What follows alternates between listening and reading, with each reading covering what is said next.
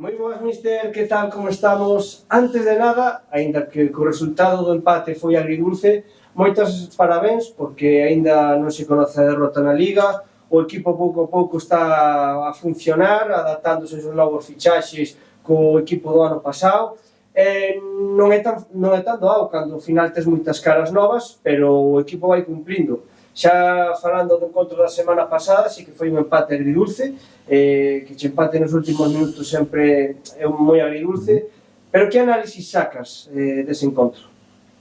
Moi boas. Bueno, o encontro, pois, evidentemente, ir a Grela é un campo complicado, Silva na casa é un rival forte, que normalmente fai moitísimos puntos históricamente nos últimos anos na Liga ali en casa, é complicadísimo, o ano pasado xa nos costou moito, de feito tiveron un penalti para marcar no último minuto, pero creo que como foi o partido foi unha mágoa.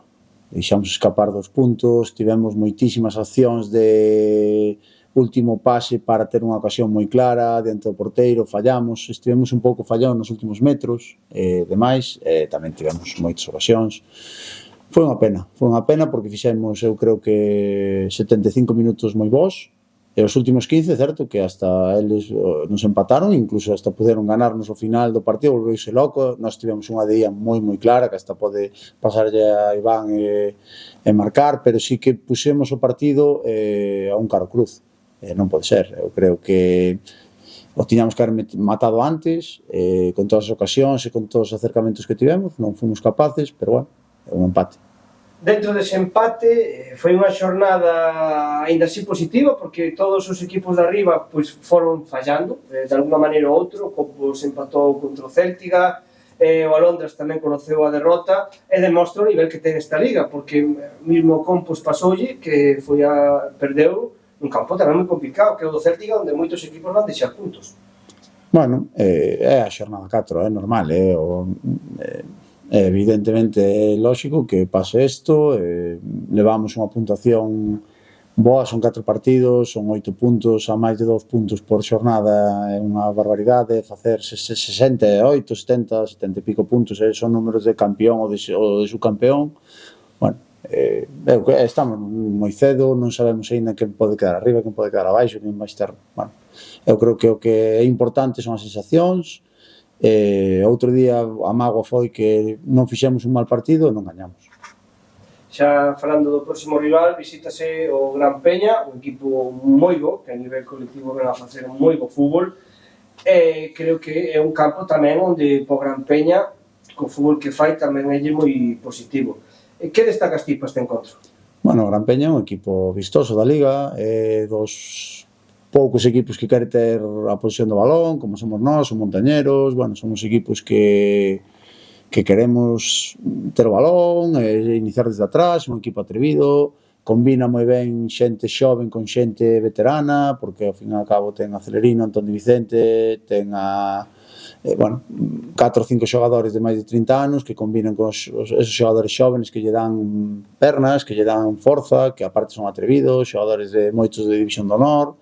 Bueno, vai ser un rival, eu creo que vai ser un partido moi bonito de ver, somos 2 equipos ofensivos, pois que se vexa un bo partido.